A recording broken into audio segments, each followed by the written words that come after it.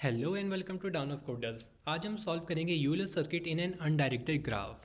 तो हमारे पास एक ग्राफ गिवन है एंड हमें फाइंड करना है क्या इसमें एक यूलर सर्किट पॉसिबल है या नहीं है। तो यूलर सर्किट होता क्या है? एक्चुअली एक पाथ होता है in which we travels every edges exactly once and the start and the end vertex should be same. मतलब अगर हम किसी भी वर्टेक्स से स्टार्ट करें तो हम सारी एजिस को ट्रेवर्स करते हुए आ जाए एंड जो हमारी लास्ट वर्टेक्स होगी वो भी सेम वर्टेक्स होगी एज द इनिशियल वन।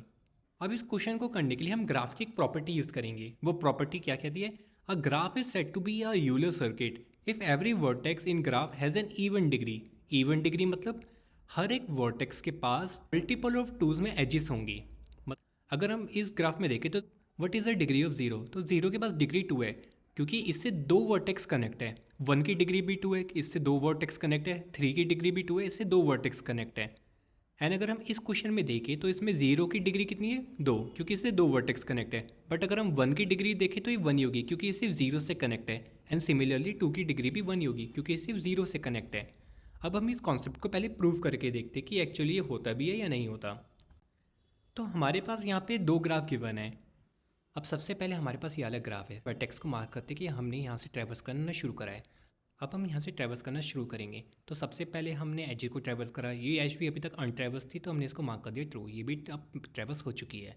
अब हम इस वर्टेक्स पे आए, इसको हमने मार्क करा ट्रू, अनट्रैवर्स थी। फिर हम यहाँ से यहाँ पे आए, ये वाली एज भी ट्रैवर्स हो गई एंड ये वाली वर्टेक्स भी हमारे पास ट्रैवर्स हो चुकी है। फिर हमने इस एज और इस वर्टेक्स को भी ट्रैवर्स कर लिया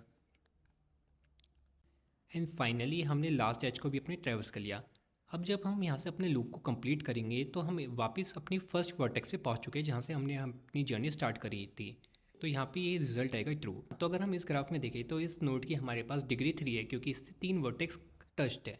तो अगर हम इसमें ट्रैवर्स करना शुरू करें तो इस वर्टेक्स को हमने ट्रैवर्स करा एंड फिर हम इसकी एडजेसेंट एज में जाके इस एंड फिर हम इस वाली वर्टेक्स पे आए तो यहाँ पे हमारे पास ये वाली एज भी ट्रैवर्स हो चुकी है एंड ये वर्टेक्स भी ट्रैवर्स हो चुकी है।